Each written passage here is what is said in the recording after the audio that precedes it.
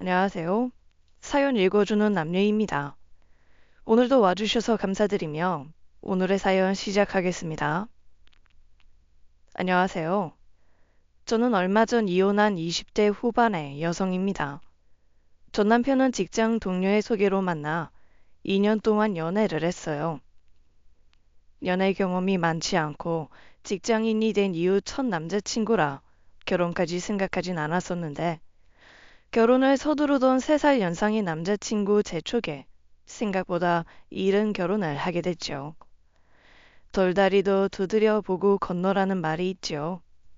평생의 반려를 결정하는 일에 좀 더 신중치 못했던 과거가 후회라면 후회로 남게 됐습니다. 아이를 낳기에 늦은 나이도 이른 나이도 아니었지만 주변 결혼한 친구도 한 명도 없다 보니 가장 먼저 엄마가 된다는 게 두려웠어요. 그래서 적어도 1년 정도는 신혼생활을 가진 뒤 아이 갖기를 원했고 남편도 이에 동의했습니다. 남편은 저보다 3살이 많았던지라 하루라도 빨리 아이를 원했었는데 제 의견을 따라주어서 고마웠죠. 문제는 남편의 혼자 된 아버님이었는데 누구보다도 무척 손주를 원하시던 분이라 조금 부담이 있었어요. 처음 인사를 드리러 간 자리에서도 가장 먼저 하신 말씀이 2세 이야기였으니까요. 요즘은 다들 애들 늦게 가지는데 그거 다 늙어서 고생이다. 시골이거든 빨리 좋은 소식 들려줬으면 좋겠다. 아이, 그건 우리가 알아서 할게. 식도 올리기 전에 무슨 손주 이야기를 해. 성이 부담스럽게. 내가 너한테 다른 부담은 안 주마. 그래도 그거 하나는 좀 약속을 해줘야겠다. 아무리 100세의 인생이라지만 사람 일 모르는 건데 아이 나는 그래도 준태는 보고 가고 싶어. 시아버지께서는 다른 문제는 몰라도 꼭 손주 문제는 고집을 피우시겠다고 선전포고하듯 말하셨죠. 연세가 좀 있으시면 또 모르겠는데 시아버지께서는 이른 나이에 남편을 낳아 또래 젊은 편이셨어요. 50대 중반도 안 되신 나이인데다가 사업을 하시면서 관리하시는 분이라 친정 아빠보다 훨씬 젊어 보이시기도 하고요. 한창 자기 인생 즐기며 사실 것 같은 나이에 손주 노래를 부르니 처음엔 결혼이 망설여지기도 했습니다. 솔직히 진짜 부담스러워. 식 올리자마자 손주 소식 듣고 싶으시다는 분한테 신혼생활 즐기고 싶다고 하면 뭐라고 하시겠어? 우리 아빠 말만 저렇게 하지 자식 이겨먹고 그러시는 분 아니야. 자식이 나 하나라 새로 들인 식구한테는 어떻게 하실지 모르겠지만 적어도 지금까지는 내가 싫던 건 한 번도 해주신 적 없어. 늘 완벽하게 내 편이셨거든. 늘 나를 위해서 뭐든 묵묵히 해주셨던 분이니까. 남편이 하도 호언장담하며 그럴 일 없다고 단언하고 자기를 믿으라기에 믿고 따른 겁니다. 지금 생각하면 늘 완벽하게 내 편이었다.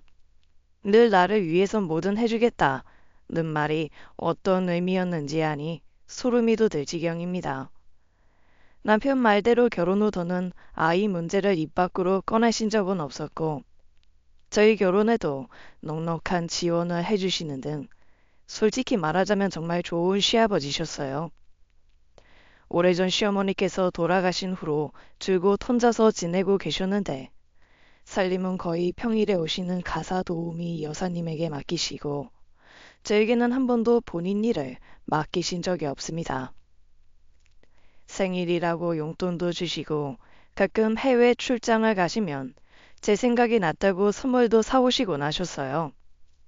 남편이 외동 아들이다 보니 일주일에 한 번은 식사하러 가곤 했는데 그때마다 밥만 먹고 얼른 가라고 하시며 부담 안 주려고 하시고요.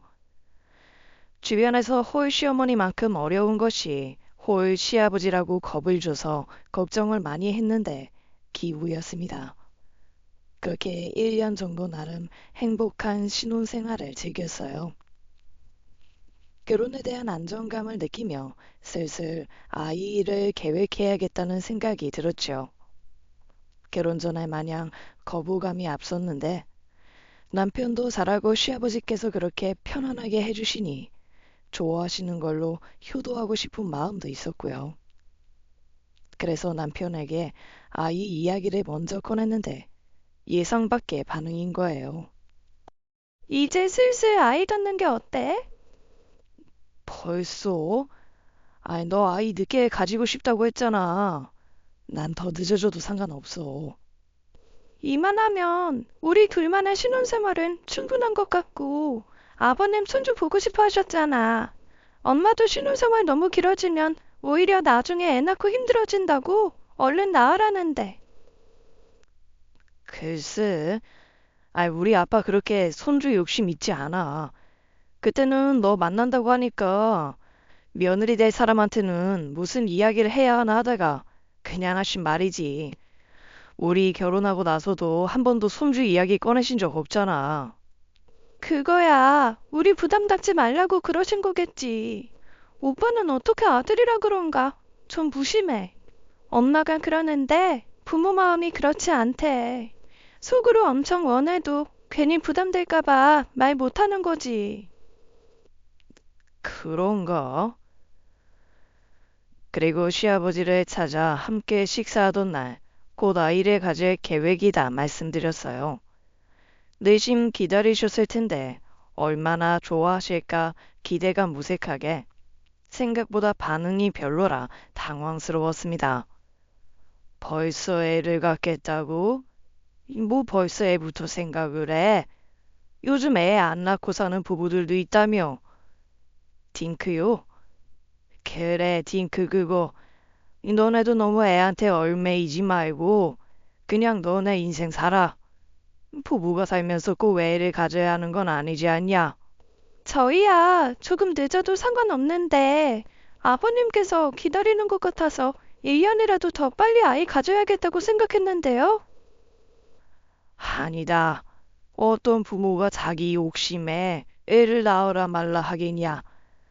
니네한테 그런 걸로 부담 줄 생각은 조금도 없으니 걱정 마라.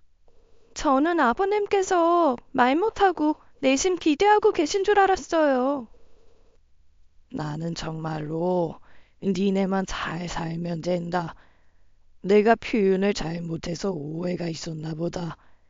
애를 낳는 것도 니네 자유고 낳지 않는 것도 니네 자유다만 이 요즘은 애한테 얽매이지 않고 자기 인생 즐기며 사는 젊은 애들도 보기 좋더라. 가끔 시아버지 속을 모르겠다 싶은 순간이 몇 번 있긴 했지만 그때만큼은 아니었을 거예요.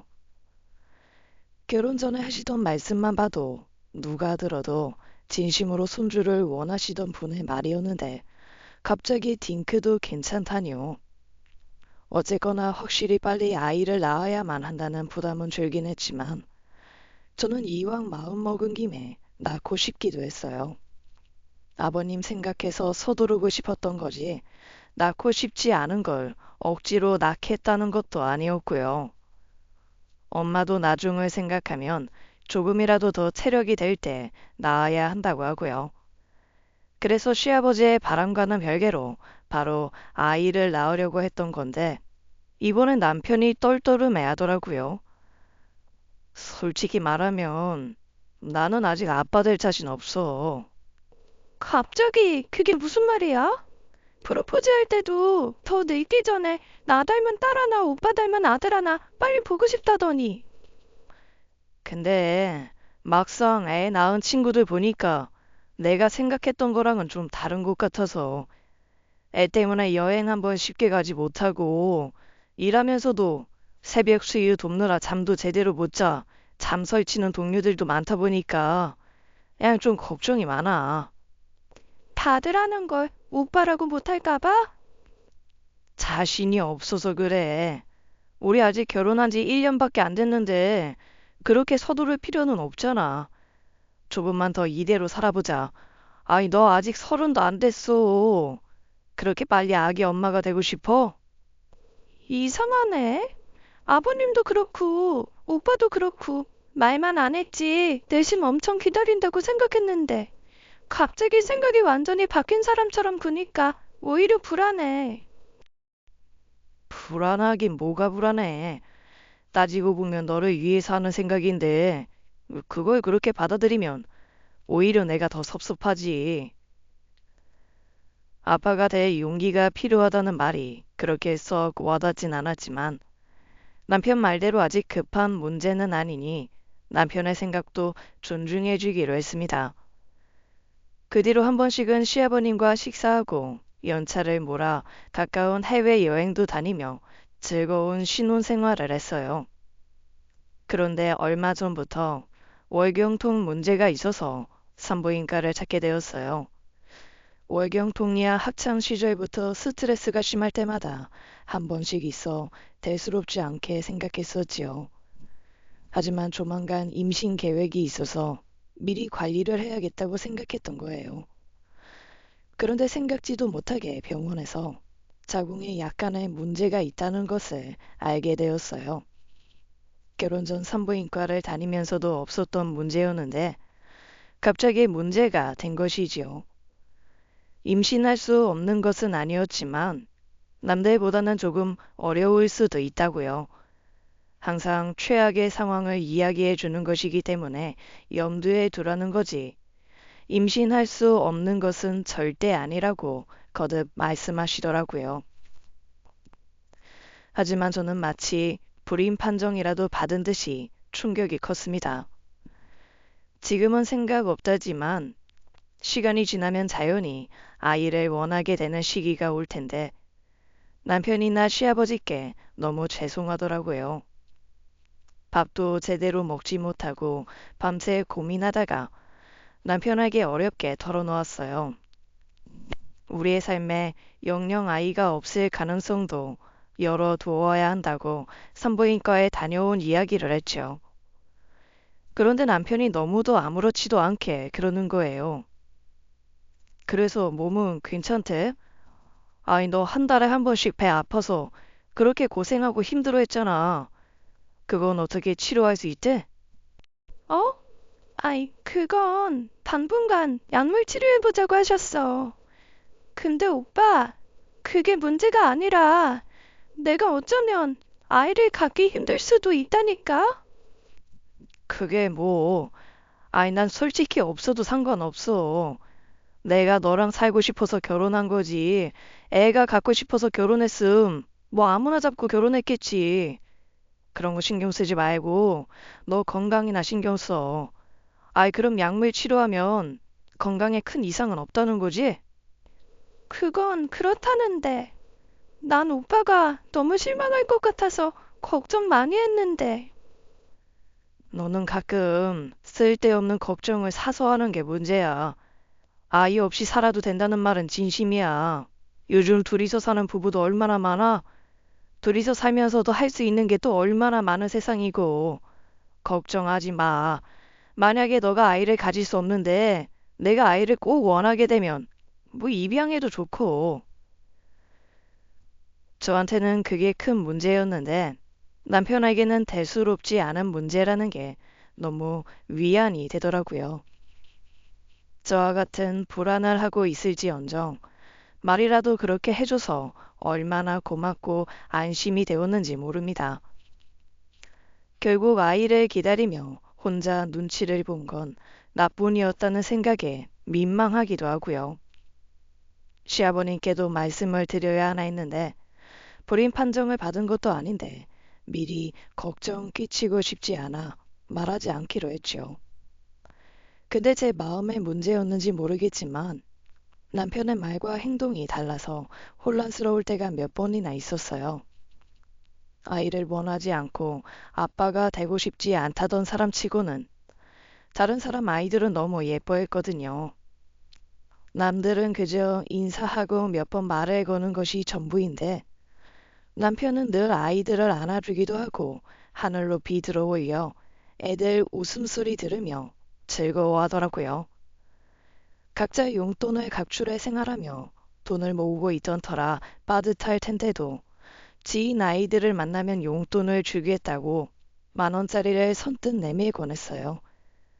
그런 모습을 보며 정말 나 때문에 그렇게 말하는 거였구나 싶으니 내심 마음이 쓰이더라고요. 다시 아이 문제로 이야기를 나눠봐야겠다고 하던 차에 정말 어처구니 없는 일이 벌어졌습니다. 여느 때와 다를 바 없이 금요일 저녁 아버님 댁에 들러 식사하러 간 날이었어요. 식사 후 보통은 바로 집으로 오는 날이 많았는데 그날은 아버님께서 좀 앉아보라고 하시더라고요. 이게 너희들 허락이 필요한 일은 아니어도 준태 네가 내 자식으로 있으니 그저 내 독단적으로 버릴 일은 아니라고 생각해서 이야기해야겠다 했다. 왜? 무슨 일인데? 내가 몇 년 동안 후원하던 보육원이 있잖냐. 거기서 애들을 입양하기로 했다. 어? 딱 한 애들이 있어. 차마 그냥 그대로 두기에 이상하게 마음이 걸려 그렇게 됐어. 오래 고민 끝에 이미 마음은 먹었고 너희한테 미리 말하지 못한 건 미안하다만 내 손으로 키울 내 자식으로 들인다는데 미리 말해 분란 만들고 싶지 않은 마음도 있었다. 준태 너야 유산 문제로 나를 원망할까 싶어 미리 말해두는데 네 몫은 확실히 정리해서 줄 테니 걱정 말고 성희 너는 갑자기 외동아들한테 시집와서 없던 시누이랑 시동생이 생기는 거니 골치는 아프겠다만 네가 신경 쓸 문제는 하나 없으니 염려 말아라. 아니 이게 대체 무슨 말씀인가 했습니다. 아버님께서는 오래전부터 수출업 사업체를 운영하고 계시면서 다양한 기관에 금전적 후원하고 계신다고 했어요. 저랑 남편도 한번 장애인 복지시설을 찾아 후원 물품을 나눠드리는데 동참한 적도 있습니다. 하지만 어디까지나 아버님 회사 일이고 또 개인적인 일이니 깊이 알거나 신경 쓴 부분도 아니에요. 그런데 갑자기 보육원에 있는 아이들을 데려다 자기 자식으로 키우겠다 그렇게 선언한 겁니다. 그것도 하나가 아니라 무려 셋을요. 아버님 나이가 젊어 그만한 아이들을 데려와도 충분히 잘 키우시긴 하겠지요.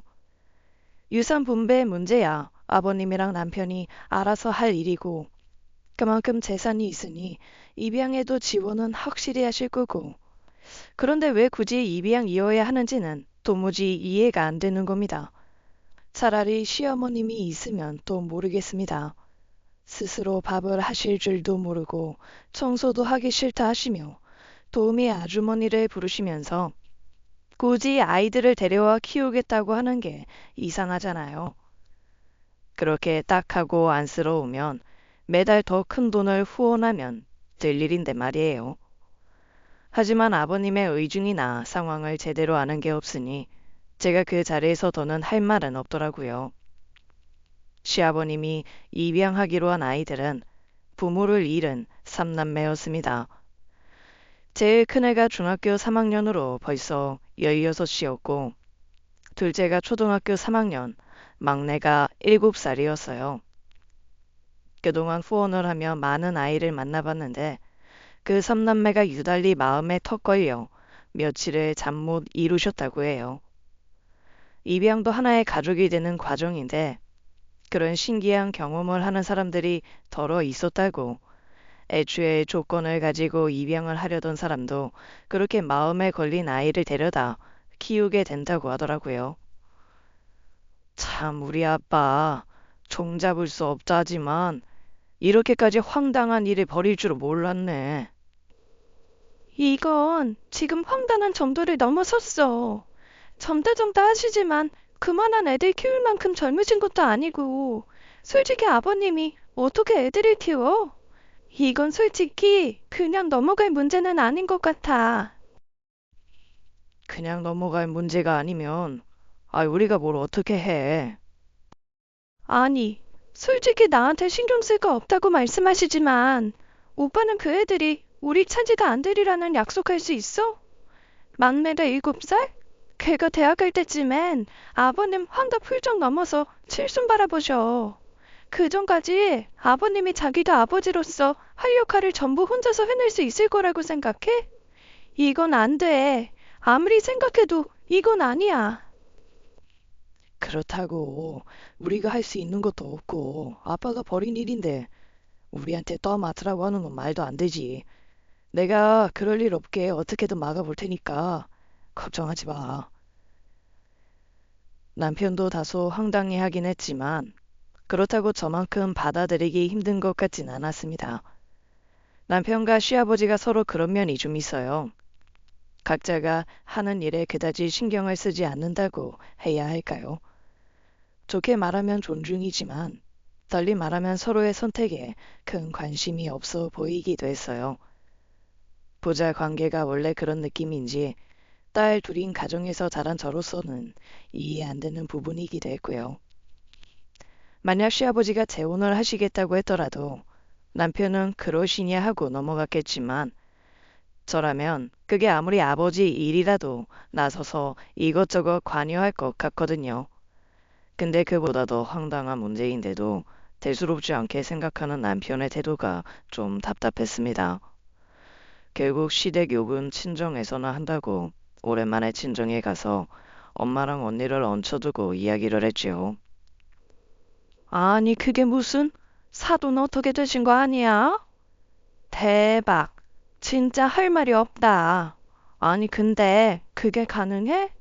부부도 아니고 혼자 사시는데도 이den이 된대? 몰라. 시아버지 말로는 그래. 나이도 재산도 여러 여건상 부합했나 봐. 그러니 이미 이야기 다 끝낸 것처럼 말을 하시지. 아니, 지금 애 하나 데려오겠다고 하는 것도 기가 찰 노릇인데 부모 잃은 삼남매를 데려다 키우겠다고 한다고?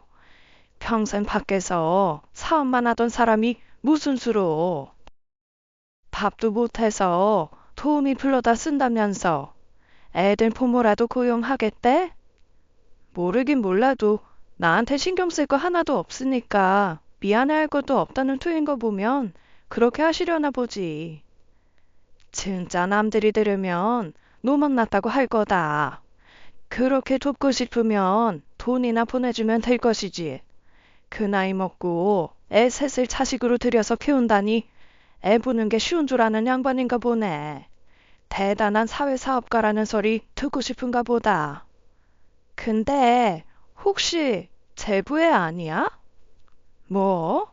무슨 말이야? 애가 중3인데. 그럼 오빠가 몇 살에 사고 쳤다는 거야? 하긴 나이 차이가 얼마 안 되긴 한다. 아 잠깐. 혹시 그럼 너네 시아버지 애 아니야? 아니, 진짜 언니는 무슨 생각을 하냐? 그랬으면 걔네가 왜 보육원에 있어? 그냥 데려다 키웠겠지. 첫째가 16이면 너네 시어머니 돌아가시기 전이라는 건데 결혼 생활에 부정행위 했다는 걸 아들한테 알리고 싶지 않은 걸 수도 있지. 가능성이 없는 이야기는 아니지만 솔직히 둘 사이 보면 그런 일이 있었다고 해도 별 신경도 안 쓸 것 같아. 아마 오빠는 아, 그러셨어요? 하면서 시어머니 죽고 나서 밝혀져서 다행이라고 그냥 넘어갈걸? 어떻게 생각해도 핏줄이 아니고서야 납득이 안 되니 나도 그런 쪽으로밖에 생각이 안 된다. 이 문제는 친정이 말한다고 한데 뭐 방법이 있는 것도 아니었습니다. 그저 남편과 달리 제 푸념을 들어주고 함께 황당해하고 공감해주니 답답함은 좀 가셨어요. 그 사이 가정 방문 절차도 모두 끝났고 아이들이 오는 날도 다가오고 있었습니다. 보육원에 있다가 한 가정에 입양될 기회를 가진 아이들에게는 미안하지만 어쩌면 더 좋은 가정으로 입양될 수 있는 기회를 뺏는 것이기도 하니 저는 끝까지 설득하고 싶었어요. 아이들이 잘 자랄 수 있는 환경이 아니라는 점도 있었고 결국 제 일이 돼서 골칫거리가 될까봐 지레 겁먹은 것도 맞습니다. 아버님, 아이들을 도울 방법은 얼마든지 있다고 생각해요. 반드시 입양만이 정답이 아닌데 왜 그렇게 힘든 일을 하시려고 해요? 못할 것도 없지. 뭐 아무리 시설이 좋다지만 가정만큼 좋은 환경이 어디 있겠냐. 성인이 마음을 모르는 바는 아니야. 네가 무슨 걱정을 하는지도 다 안다. 하지만 네가 신경 쓸 일 아니라고 하지 않았냐? 애들이 그렇게 어린데. 앞으로 애들 학교에 신경 써야 하는 일도 많고요. 아버님 사업으로도 바쁘신데 새아이 아빠 역할 제대로 하실 수 있으시겠어요? 내가 못 가면 사람을 사서라도 보내면 된다. 당분간은 송 여사가 애들은 좀 맡아주기로 했다만 적당한 사람을 찾아 보모해줄 사람 구하면 된다. 이거 어디까지나 내 일인데 이 출퇴도 나서지 않은 일에 네가 너무 나서는 것 같아. 마음이 좀 좋지 않구나. 죄송해요. 하지만 아버님께서도 제 마음을 모르진 않다고 하시니 저도 솔직히 말씀드리는 거예요. 그 연세에 그렇게 어린애들 데려다 자식 삼아 키우겠다는 걸 반길 자식들이 어딨겠어요. 자기 또래 친구들 부모 나이대에 있는 평범한 가정에 입양될 수도 있는 거고요. 솔직한 말씀으로는요. 아버님께서 아무리 제가 신경 쓸 일 없다지만 준태 씨랑 법적으로 형제 관계가 된다고 하면 결국 우려하던 일도 생길 수도 있으니까 나설 수밖에 없죠. 그런 일 없대도 문제가 되면 내가 차라리 파양을 하면 했지. 니네한테 도움받을 일 없으니 그만해라. 그저 돈으로 후원하는 게 전부가 아니야. 마음이 가는 애들을 데려다 사랑으로 키우는 것도 내가 할 일이니 더는 이 문제로 말도 꺼내지 마라. 돈이면 다 된다는 식으로 말씀하시는 것도 황당한데 저렇게 쉽게 파양 이야기를 하시는 것도 얼마나 어이가 없던지요. 한 번도 제게 화를 내신 적도 없는데 완강하게 자기 뜻을 굽히지 않으시니 저도 더는 할 말이 없었습니다. 이렇게 된 거 애초에 아이들 문제에 저는 완전히 손을 떼겠다고 선언하는 것이 제가 할 수 있는 것의 전부였고요. 나 진짜 손 하나 까딱 안 할 거니까 행여나 애들 일에 끌어들일 생각하지 마. 오빠도 마찬가지야. 애들 일이라고 대신 학교 부여다닌다거나 그러면서 아버님 대신 아빠 역할하면 나랑 끝이야. 알아?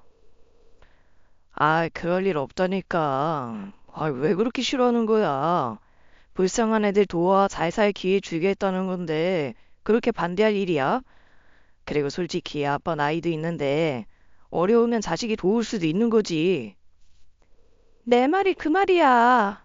아버님이 돈이 있고 오랫동안 사회복지에 힘쓰셨으니 겉으로 보기엔 입양 조건을 갖춘 것처럼 보이지만 당신 생각에도 아버님이 전부 책임질 수 있는 상황이라고 생각하지 않잖아. 아이를 낳아서 키우든 데려와서 키우든 혼자 충분히 책임질 수 있는 사람이 키우는 거지. 하나도 힘들 판에 무슨 삼남매를 데려다 키우시겠다고. 가만 보면 너는 스트레스를 만들어다 사는 것 같아. 아직 일어나지도 않는 일 가지고 왜 그래? 아빠가 제대로 키울지 안 키울지 어떻게 알고? 오히려 오빠가 그렇게 덤덤하게 받아들이는 게 더 이상해. 솔직히 말해봐. 설마 오빠 애들 아니야? 아, 야, 아빠가 삼남매 입양하겠다고 한 말보다 지금 이 말이 더 황당하다. 큰애가 중3이라며. 그럼 내가 애를 몇 살에 애를 만들었다는 거야? 나 완전히 범생이 찐따였다니까.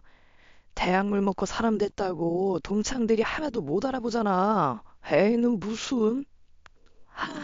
오죽하면 그런 생각을 하겠어. 그로부터 며칠 후 애들이 시아버님 집으로 들어갔고 첫 식사 자리에 가서 인사를 하게 되었습니다.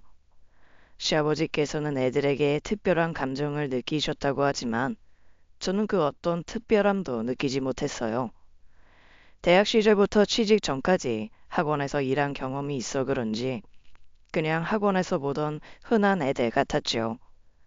첫 만남의 자리라 어색하기도 했겠지만 첫째 여자아이는 딱 봐도 내성적이고 속이 깊어 보이는 아이였습니다. 첫째인데다가 어린 나이에 부모를 모두 잃고 어린 동생들의 반부모가 되었으니 그 속이 알기 어려울 만큼 깊게 했지요. 그러다 보니 묻는 말에나 대답을 하지 말수도 적고요. 둘째도 자기 언니 옆에 꼭 붙어서 눈치 살피기 바빴는데 그나마 어린 막내만 새 집에 와서 제 입에 맞는 음식이 좋은지 신났더라고요.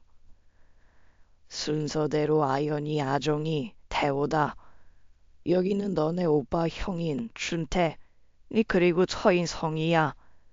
아연이, 아정이는 새언니라고 부르면 되고 태호는 형수라고 불러라. 네. 준태랑 성이는 뭐 따로 할 말이 있고 딱히 할 말이 뭐가 있겠어요. 아이 그죠? 이렇게 가족이 된 것도 인연이니 잘 지내보자. 나도 이런 자리는 처음이라 좀 어색하네. 그냥 나이 많은 오빠 형이라고 어려워하지 말고 뭐 용돈이나 필요한 거 있으면 얼마든지 이야기해. 아니, 뭐 아빠가 알아서 해주시겠지만. 그래, 그런 건 니네 신경 쓸 거 없다. 그래도 가족이 됐으니 서로 좀 신경 쓰고 이렇게 모여 식사나 하자. 저는 딱히 할 말이 없어 보태지 않고 아버님 말씀에 고갯짓만 했습니다. 어색하기 짝이 없던 식사 시간을 보내고 나니 생각이 더 복잡해지더라고요. 괜히 제 일이 될까 반대한 마음이 컸는데 막상 애들을 만나고 보니 묘하게 제가 나쁜 일에 동조하는 느낌이 드는 거예요. 그러니까 정확하게는 식사 내내 이게 맞나 하는 의문이 계속 들더라고요. 당연히 없던 가족이 생겼으니 어색하고 불편하긴 하겠지만 애들을 직접 보고 나니 이상하게 찝찝한 겁니다. 다행히 애들이 착해 보이더라. 한 번 봐서 어떻게 알아? 다들 겁먹은 듯이 앉아있는 게 난 걱정이 더 앞선다. 딱 보니 첫째는 벌써 사춘기에 자기 위치 때문에 순순히 마음 열지도 않을 텐데. 딸도 한번 키워본 적 없는 아버님이 그의 마음을 어떻게 열겠어. 마음을 열지 않는다고 해도 어쩌겠어. 다 아빠가 알아서 할 일이지. 오빠는 되게 아무렇지 않나 봐. 그럼 내가 특별히 나쁠 건 또 없지. 참 특이해. 다 떠나서 유산 문제를 생각해서라도 결사 반대해야 하는 건 오빠 아니야? 유상? 어차피 아빠 나한테 다 물려주실 것도 아니었어. 어렸을 때부터 회사 물려받을 생각 아니면 전부 내 거 아니니 꿈깨라고 하셨었고 이번 일에도 입양하든 안 하든 나한테 상속되는 지분율은 변함없으니 그걸로 반대할 생각하지 말라고 못 박으셨고 사업하면서 자기가 하고 싶은 건 다 하고 살던 사람이라 엄마도 살아생전 아빠 하는 일에 뭐 하나 반대해 본 적 없어. 그 성격 아는데 부딪혀봐야 뭐해. 나만 깨지지. 아무리 그렇다고 해도 그건 별개로 애들이 그 집에서 행복하게 자랄 수 있을까 싶으니 마음이 좀 그래. 아버님이 돈이 많지 사랑이나 표현이 많으신 분도 아니잖아. 가뜩이나 더 신경 써야 하는 애들일 텐데. 그냥 처음부터 그런 아버지 밑에서 자란 셈 치면 되는 거지 뭐. 나도 자랐는데. 경우가 다르잖아, 경우가. 계속 속 편한 소리만 하니 답답해 죽겠다. 너야말로 그만 좀 신경 써라. 누가 보면 네 동생으로 들어온 줄 알겠어. 너처럼 시누이 시동생한테 신경 쓰는 사람도 없을 거다. 시아버지며 남편이 나서서 제발 좀 신경 쓰지 말라는데 왜 그렇게 사서 고생을 하냐? 남편 말도 틀린 건 없었죠. 그래서 저는 제 의무가 아닌 일에 대해 신경 쓰지 않기로 마음먹었어요. 그런데 자꾸 아버님 집에 갈 때마다 신경을 안 쓸래야 안 쓸 수가 없는 거예요. 애들 사정을 아니 말 한마디를 해도 더 신경이 쓰이고 눈치가 보이는데 아버님이 도무지 배려란 것이 없어 옆에서 보는 제가 더 민망하고 눈치가 보일 지경이었거든요. 친부모에 관한 이야기는 애들에게 상처가 될 것이 뻔한데 저같이 있는 자리에서 그런 이야기에 서슴없이 꺼내고요. 그러니까 아연이 너네 부모가 죽은 게 언제쯤 이랬지? 재작년 여름이에요. 아하 맞아. 그짐이랬다. 정 원장이 딱 니네가 장마가 끝나고 한참 무더웠을 때 입소했다 했으니 애들이 부모랑 캠핑을 다녀오는 길에 큰 사고가 나서 앞자리에 타고 있던 부모만 한날 한시에 저 세상으로 갔다고. 부모가 가면서 애들을 살렸지 나란히 앉은 삼남매는 입원이 필요 없을 정도로 멀쩡했다는데. 저, 아버님, 그만하시죠. 뭐? 아이, 뭐를 말이냐? 그게 저희 이만 봐봐야 할 것 같아서요. 아이, 온지 얼마나 됐다고. 전에야 나 혼자라 상관없었다만 이렇게 모인 자리에서 서로 친해지고 해야지. 그렇게 벽을 두고 대면대면하면 가족 같은 유대감 쌓기도 힘들다. 아이, 준태도 태호랑 좀 놀아주고. 아버님께서는 집에 방문할 때마다 애들과 많은 이야기며 시간을 보내길 원하셨어요. 신경 쓸 거 하나 없다더니 결국 이런 사소한 모임 자리 하나에서도 저나 남편이 해야 할 일이 있는 거잖아요. 이럴 줄 알았다. 이런 것도 고려를 안 했나 싶어 남편을 힐끔 봤지만 남편은 그저 애들 보고 싱글벙글하고요. 시아버지의 막말에 어떻게 화제를 돌리긴 했는데 첫째를 힐끔 보니 어두운 얼굴에 금방이라도 눈물이 쏟아질 것 같았습니다. 괜히 그 자리에서 울면 분위기가 이상해질 것 같아 첫째를 따로 불러냈지요. 아연이가 성적이 좋다며? 한번 보여줄 수 있을까? 그렇게 첫째를 부르니 둘째가 쪼르르 따라오고 막내는 남편에게 붙들려 놀고 있었고요. 첫째와 둘째가 지내는 방에 들어오니 첫째가 가방 안에 반으로 접어둔 시험지를 꺼내 보여주더라고요.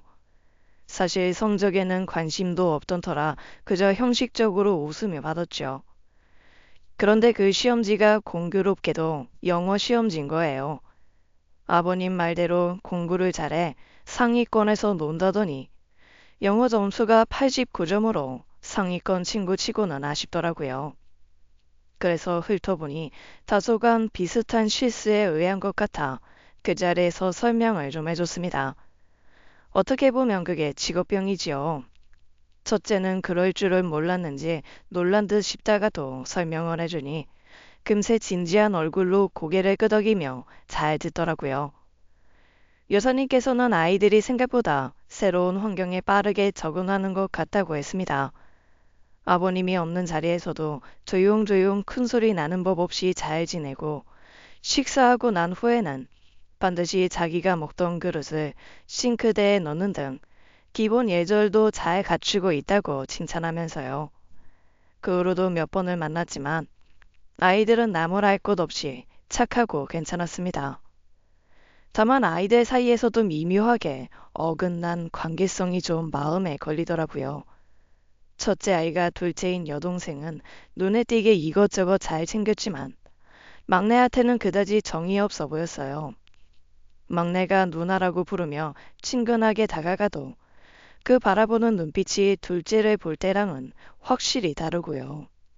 아연이가 어린 태호한테 더 거리를 두는 것 같은데 혹시 무슨 일 있을까요? 아연이, 아이 그게 누나답지 못하게 그런 구석이 좀 있더라.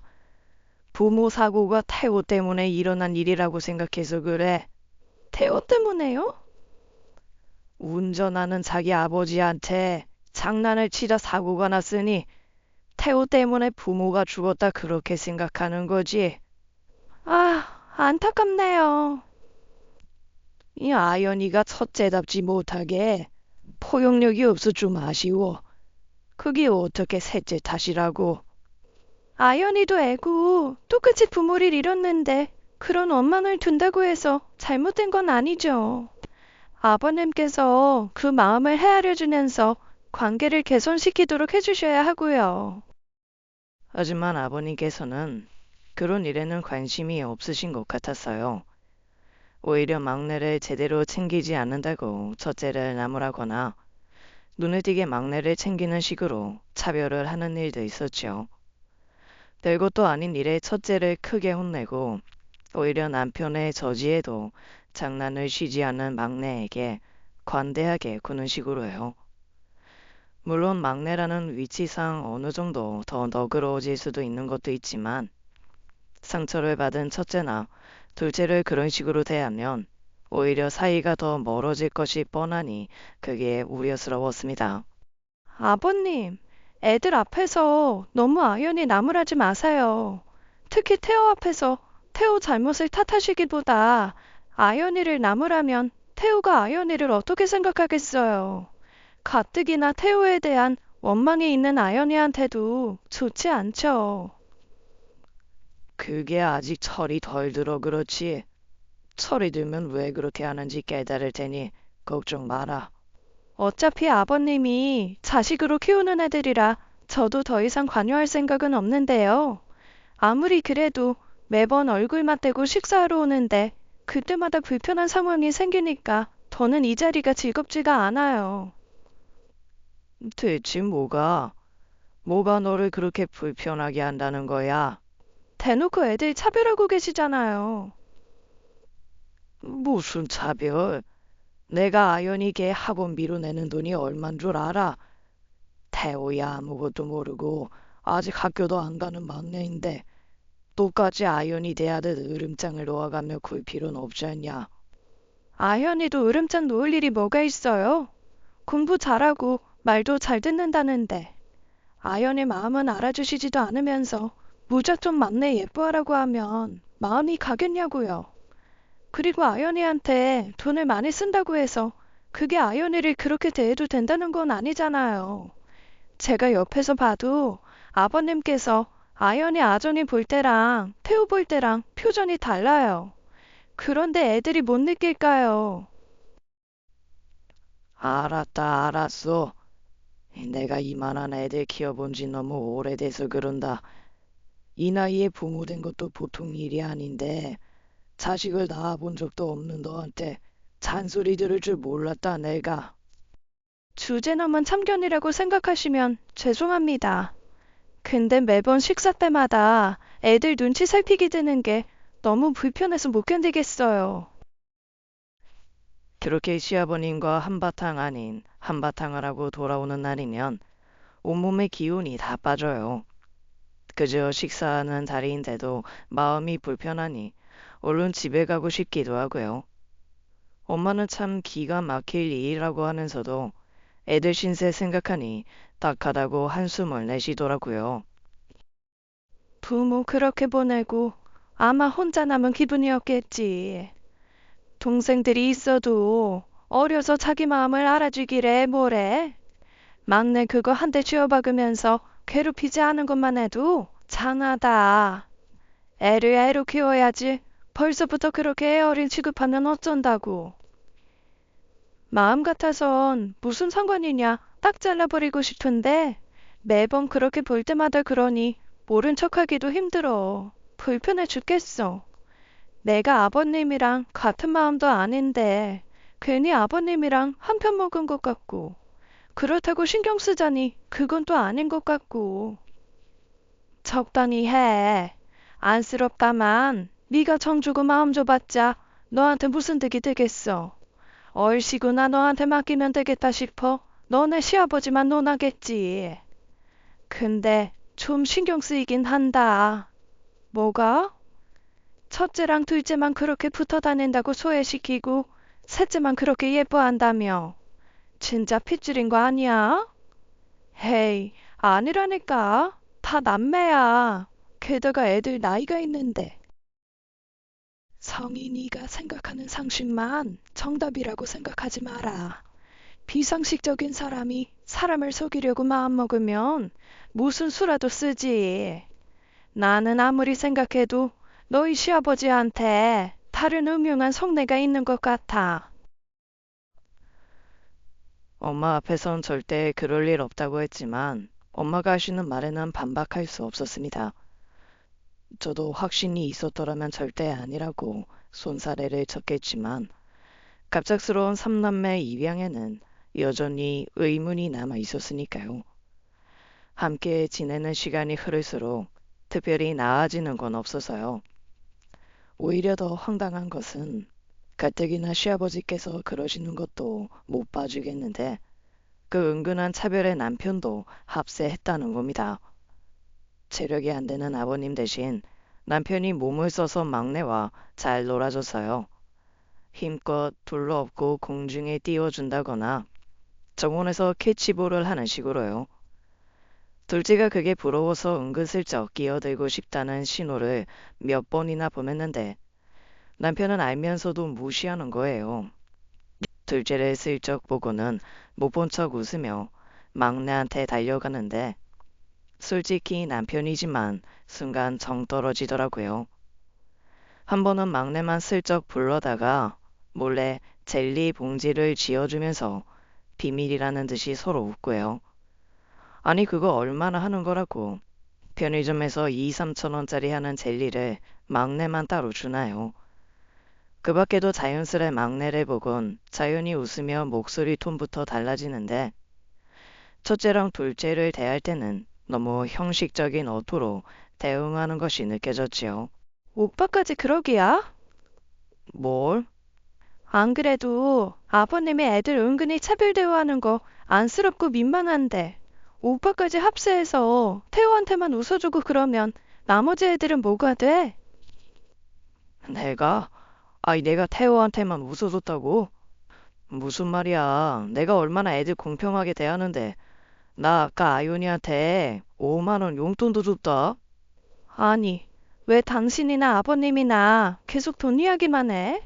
돈을 얼마나 썼는지가 문제가 아니라 애들 대하는 태도가 하나하나 다 다르면 안 된다고 했잖아. 성희야, 누가 보면 너 아동 복지사인 줄 알겠어. 신경 안 쓴다더니 내내 애들 신경 쓰고 있는 거야? 신경 안 쓴다고 하지만 매번 이렇게 만나는데 신경 안 쓰게 생겼어? 나 학원이라면서 아동학대 교육도 여러 번 받았어. 아버님이나 당신이 하는 것도 다 일종의 정서적 학대에 포함돼. 그리고 솔직히 이런 말까지 안 하려고 했는데 얼마 전부터는 좀 의심이 드네. 의심? 무슨 의심? 당신이나 아버님이나 너무 태호만 좋아하니까 태호 당신 아이인 거 아니야? 뭐? 야, 성희야. 말도 안 되는 소리 좀 하지 마. 내가 의도해서 그런 건 아닌데 그렇게 보였다면 미안해. 솔직히 태호는 남자애고 나 또 안 가리고 다가와서 웃어주고 하니까 더 정이 갈 수밖에 없더라. 아현이랑 아정이는 여자애들이라 그런지 내가 어떻게 대해야 하는지도 모르겠고 더 어려운 게 사실이야. 그게 애들을 차별해서 대하는 거에 대한 변명이 될 수는 없어. 솔직히 나 이제 아버님 집 그만 가고 싶어. 그리고 따지고 보면 우리한테 신경 쓸 거 하나도 없다고 하지만 가족끼리 정들여야 한다는 핑계로 일주일에 한 번씩 불러다가 애들 놀아주라고 시키고 계신 거잖아. 그럼 가족끼리 이 정도도 못해? 왜 그렇게 예민하게 굴어? 성희야, 적당히 거리감을 가져. 애들이 그렇게 신경이 쓰이면 네가 아연이 아정이 더 살뜰하게 챙기면 되는 거고 애들 그렇게까지 신경 쓰고 싶지 않다고 했으면 그냥 적당히 밥이나 먹는 자리라고 가볍게 생각해. 그게 마음처럼 안 되는 상황이니까 그렇지. 내가 그렇게 스트레스 받고 의심하게 되는 상황을 오빠가 안 만들면 되는 거잖아. 알았어. 내가 더 신경 쓸게. 네가 좀 싫으면 횟수를 줄이던지 아니면 나만 가든지 그러면 되잖아. 그렇다고 아빠 혼자 애들 키우는데 아예 나 몰라라 할 수도 없고. 그거 봐. 우리는 신경 쓸 거 하나도 없다더니 결국 당신 그렇게 신경 쓰게 되는 거고 나도 결국 마음 두게 되는 거고 결국 우리가 키우게 되는 거 아닌가 모르겠다고. 그것도 나쁘진 않지. 뭐? 아니. 농담이야, 농담. 애 없이도 살만하겠다 싶었는데 뭐 애들 보니까 또 애 낳고 싶은 생각도 들고 뭐 그렇다는 거지. 그렇게 도끼 눈 뜨고 쳐다보지 좀 마라. 하여튼 한 번만 더 내 앞에서 애들 차별하고 그래봐. 진짜 나 아버님 집에 안 가. 알았어. 알았다니까. 그 뒤로는 좀 잠잠한가 했습니다. 남편이 말했는지 아버님도 좀 조심하는 것이 보이고요. 그 뒤로도 몇 번이나 식사 자리를 가졌고 자연스레 처음보다는 조금씩 가까워지고 있었습니다. 특히 첫째가 전에 제가 영어 오답을 해설해 준 것이 마음에 들었는지 종종 도움을 청하더라고요. 물어보는 것만 겨우 대답하던 첫째가 먼저 다가와 준 것이 정말 기뻤지요. 그렇게 일주일에 한 번 있는 식사 자리가 어쩌다 보니 첫째의 가회 날이 되어 버렸어요. 그렇다고 그게 싫거나 힘들진 않았습니다. 학원 일도 꽤 즐기면서 했을 만큼 애들 가르치는 것을 좋아했거든요. 안 그래도 마음이 걸리던 차에 그 정도는 적당한 거리감으로 해줄 수 있는 일이라고 생각하니 마음이 편했고요. 그러던 어느 날이었어요. 첫째가 식사 중 뭔가 불편한지 앉아서 자꾸 몸을 들썩이고 표정도 좋지 않더라고요. 그런데 아버님께선 뭐가 못마땅한지 또 훈계하시는데 그걸 듣고 도저히 참을 수가 없었습니다. 항상 모범이 되어야 하는 게 아연이 너다. 아빠가 돌아오면 기쁜 얼굴로 맞이해야지. 맨날 그렇게 뚱한 얼굴로 있으니 아정이도 보고 똑같이 하는 거 아니냐. 여자란 자고로 애교 있게 생글생글 웃어야 이 사랑받고 자라는 거야. 너같이 자기 기분 관리 못하면 남자한테도 사랑받고 살기 힘든 거야. 아버님, 무슨 그런 말씀을 하세요?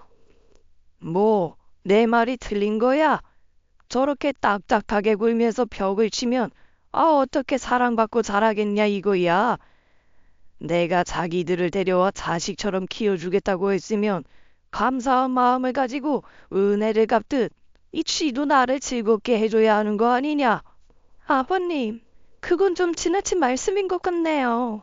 애들도 있는 자리니 일단 나중에 이야기하시죠. 다 같이 있는 자리라 애들 듣는 곳에서 언성 높이고 싶지 않고 더 상처될 이야기가 나올 것 같아 피하려고 했죠. 그런데 아버님도 제가 그 자리에서 딴지를 건 게 언짢으셨는지 전에 없이 목소리를 키우시더라고요. 할 이야기 있으면 지금 해라. 내가 지금 틀린 말 하는 것도 아니지 않냐. 내가 아연이 쟤한테 쓰는 돈이 얼만데 이 지금도 저것 봐 표정 보이냐. 지금 저게 자기를 입양해준 감사한 은인 앞에서 지을 표정이야. 아버님, 그만하세요, 제발. 왜? 애들 있어서 할 말도 못하겠다 이거야? 아연이 아정이 되고 너네 방에 들어가. 아빠 왜 그래? 아이 성이야 너도 그만해. 아이 얼른 들어가래도. 아버님의 벼락 같은 호통에 아정이 태우는 깜짝 놀라 일어섰는데 아연이는 꼼짝도 못하고 그저 앉아만 있는 거예요. 그러니 아버님은 자기한테 방귀라도 들었다고 생각하고 더 크게 호통을 쳤지요. 그런데 그 자리에서 아연이가 일어나지 않은 채 갑자기 눈물을 뚝뚝 흘려요. 온몸이 경직되어 있었고 엉덩이를 의자에 딱 붙이고 앉아 있는 게 저는 순간 아차 싶었습니다. 아까부터 왜 그렇게 불편한 기색이었나 했더니 얘가 자기가 생각지도 못한 날에 생리가 터진 거였어요. 제가 여자애를 키워본 적은 없어도 이런 경험은 있다 보니 얼른 남편한테 눈짓해서 아버님을 데리고 들어가게 했습니다. 아이 찾아 아빠 일단 나랑 나가서 바람 좀 쐬. 박 사장님이랑 만났다더니 약주하셨어? 왜 그렇게 화를 내? 아 이거 나라 이 며느리고 딸이고 다 나를 무시하듯 가르치려더니 그러는 거지? 아이 알았어 잠깐 좀 나와봐. 그렇게 남편이 시부를 데리고 사라지자마자 얼른 첫째에게 방으로 가라고 했어요. 의자는 걱정 말라고 다독이면서 갈아입을 옷을 가지고 화장실 가라고요.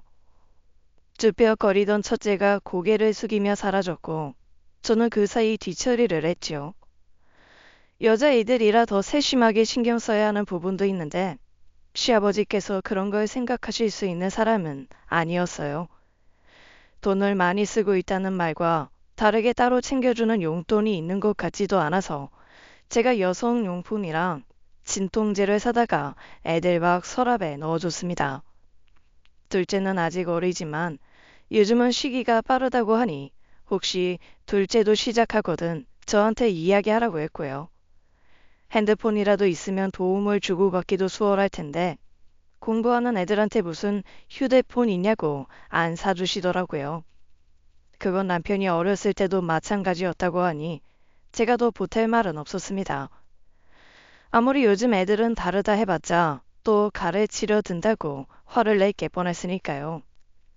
하나부터 열까지 생각해도 애들 입양하고 나서 긍정적인 변화는 하나도 없었어요. 다행히 그 일이 있고 난 이후 첫째가 저에게 좀 의지하는 게 느껴졌습니다. 수업할 때도 눈에 띄게 질문도 많아지고 웃는 날도 많아졌죠. 방학을 앞둔 어느 날이었어요. 아버님께서 갑자기 첫째와 둘째를 필리핀 어학 연수를 보내겠다고 하시더라고요. 필리핀 어학 연수? 아이, 좋지. 근데 얼마나? 나도 필리핀 나가는 김에 데리고 가는 거라 한 달 정도만 생각하고 있다. 이 애들이 좋다고 하면 두어 달도 괜찮고. 근데 태호는 아직 너무 어려서 이 두고 가려고 하는데. 아, 괜찮으면 준태랑 성인 네가 태호 좀 받아오. 네? 아니, 데려가시려면 애들이 다 데려가셔야지. 왜 태호만 두고 가세요? 처음 나가는 건데 애 셋을 다 데리고 나가자니 정신이 없겠다 싶다. 너도 알다시피 태호 저게 보통 까불거리는 것도 아니고 이번엔 둘만 데리고 나가서 나도 일 좀 보고 하련다. 애들한테는 좋은 기회였지만 저한테 신경 쓸 거 없다고 하시던지 몇 달한테 애를 맡긴다는 건 마음에 안 들었어요. 워낙 막내를 예뻐하던 남편이야 좋다고 신이 났지만 제가 좋을 일이 뭐가 있나요?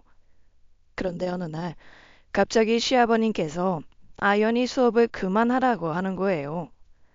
가까이 지내며 유대감을 쌓으라고 할 때는 언제고 제가 선의로 나서는 일도 못하게 하시니 황당했죠. 밥이나 먹고 가지. 아이 뭘 애들한테 그렇게 신경을 써. 곧 출국 준비도 해야 되고 정신없다. 밥 먹으러 오는 날 1시간 정도 봐주는 게 뭐가 일이라고요. 괜찮아요. 됐다.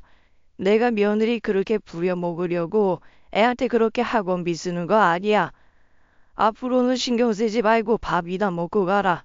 아니, 밥도 먹기 싫으면 안 와도 돼. 그 속을 종잡을 수 없는 사람이긴 하지만요. 그렇게 하는 이유는 있을 거 아니에요. 그런데 대체 뭐 때문에 저러는지 감도 안 오는 거예요. 입양 전에는 적당히 거리감을 두고 지내서 몰랐는데 이제야 알게 된 아버님의 새로운 면모가 정말 많았습니다. 물론 하나같이 다 실망스럽기만 했고요. 남편에게 대체 왜 저러시는 거냐 물어도 남편도 모르겠다고 하고요. 어디서 무슨 소리를 듣고 왔는지 몰라도 애들이랑 저희 부부의 사이를 좀 떨어뜨려 놓으려고 하는 것 같다는 인상도 받았죠. 그렇게 밥을 먹으러 가는 횟수도 줄이고 가더라도 정말 딱 밥만 먹고 헤어지기 몇 주였어요. 밥을 먹고 난 다음에 갑자기 첫째가 불쑥 그러더라고요. 언니, 저 뭐 하나만 알려주시면 안 돼요? 어? 그래. 알았어. 가서 봐줄게. 아, 어딜 가? 네? 아연이가 뭐 물어본다고 해서요. 내일 학교 가서 물어봐라. 그게 언니가 설명해주면 더 이해가 잘 돼서요. 아, 너는 왜 그렇게 사람을 귀찮게 하냐? 학교 학원 선생 돕다 뭐해?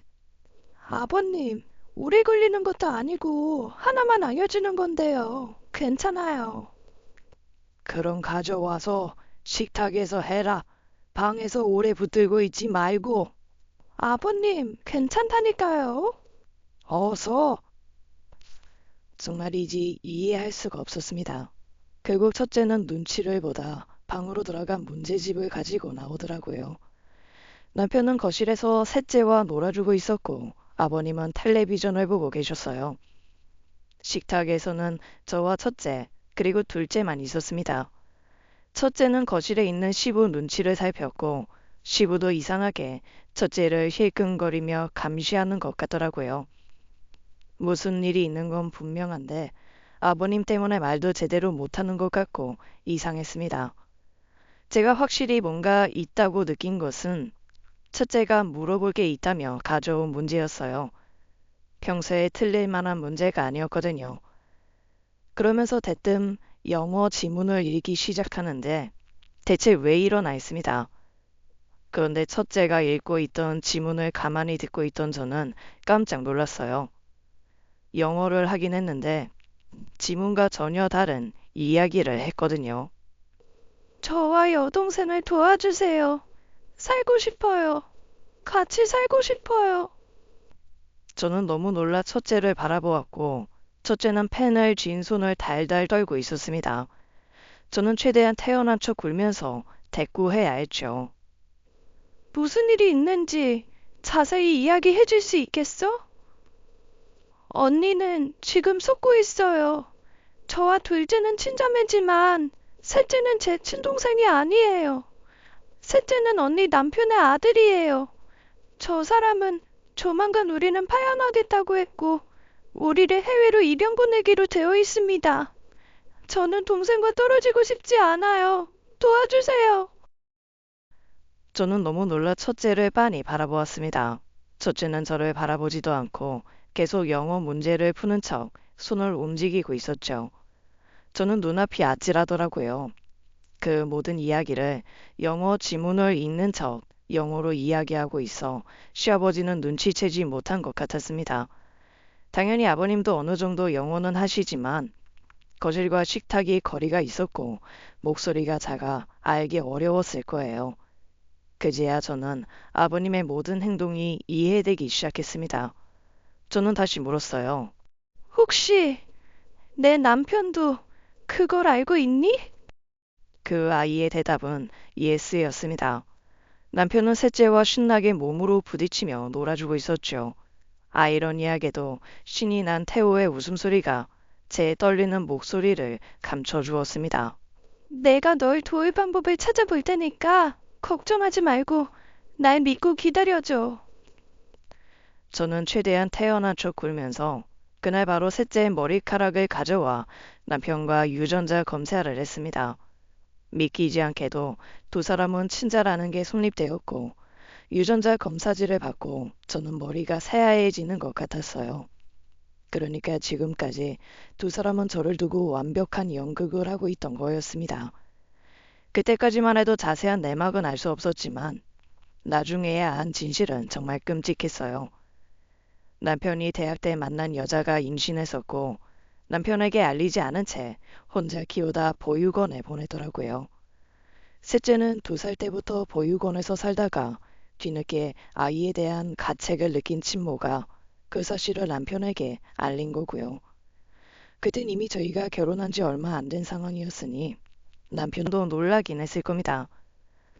남편은 시아버지께 도움을 청했고 시아버지는 자기 아들의 치부는 들추지 않은 채 자기 핏줄을 집으로 데려오는 방법으로 그 두 자매까지 이용한 거였어요.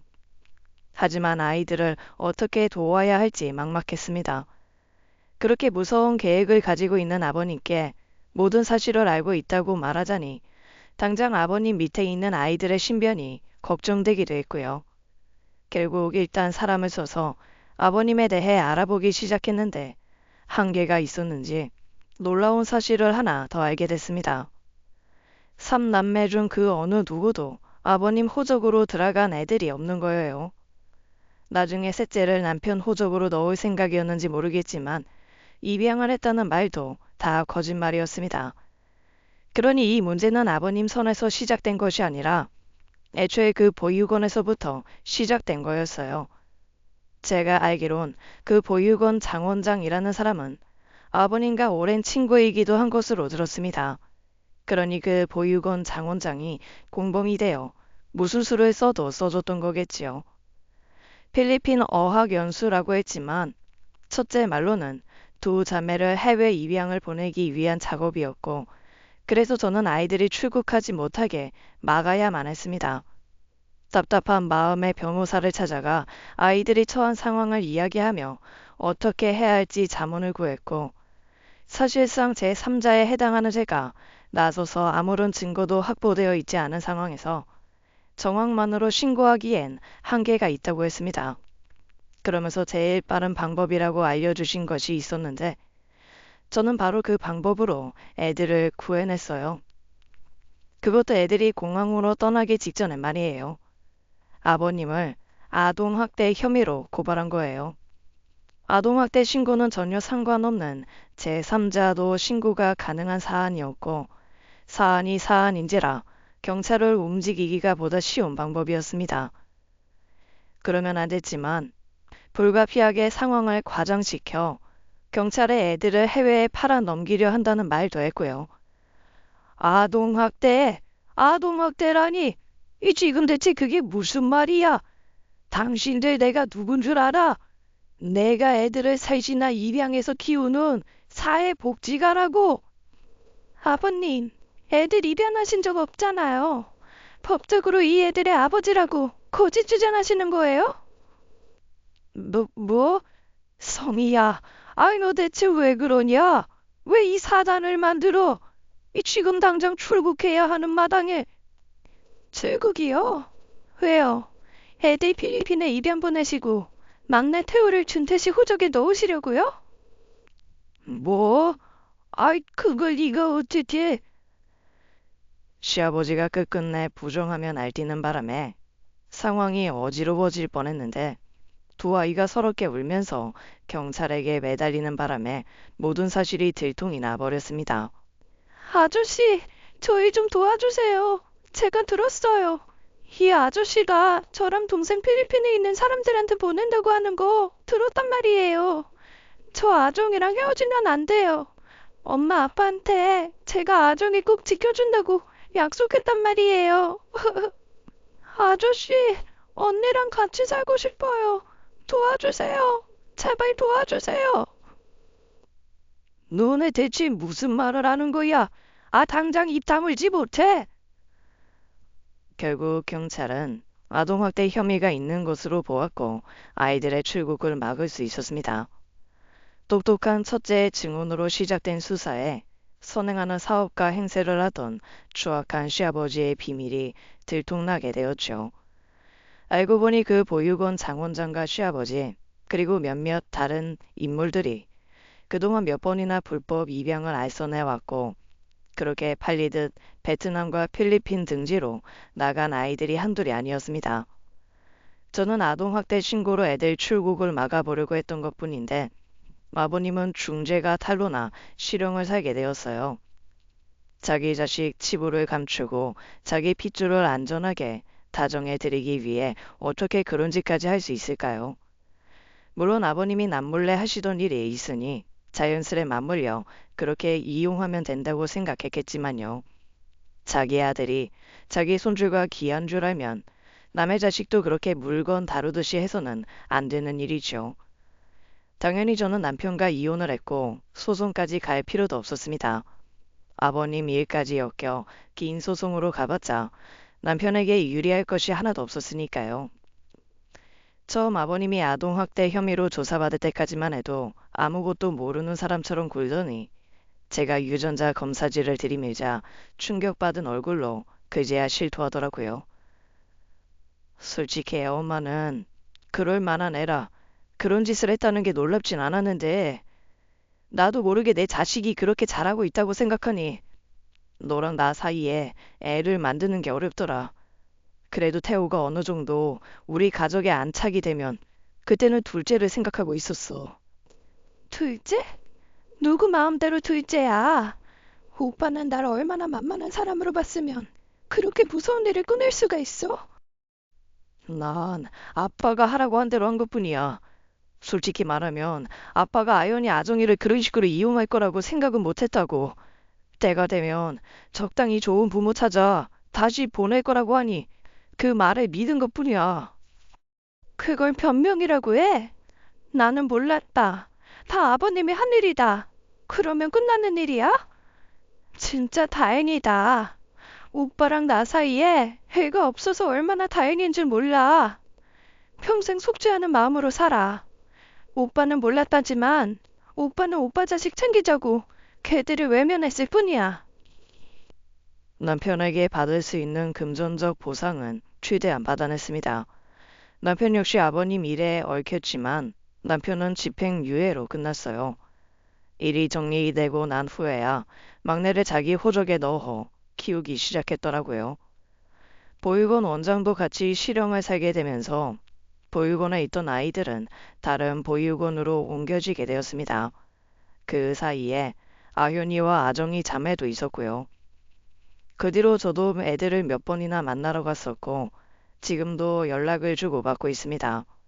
애들 나이가 있다 보니 손뜻 입양하겠다고 나선 사람이 없었는데 이번 사건이 알려져 아연이 아정이를 입양하겠다고 나선 분들이 계셨어요. 이번 일로 상처를 받아 어른들에게 마음을 닫아버린 상황이라 아이들을 설득하는 과정에 있다고 하더라고요. 어느 날 아연이한테 연락이 왔어요. 언니, 저희한테도 언니처럼 좋은 분을 부모님으로 만날 수 있을까요? 당연하지, 아연아. 세상에는 나쁜 사람이 많지만 그보다 더 좋은 사람이 많아.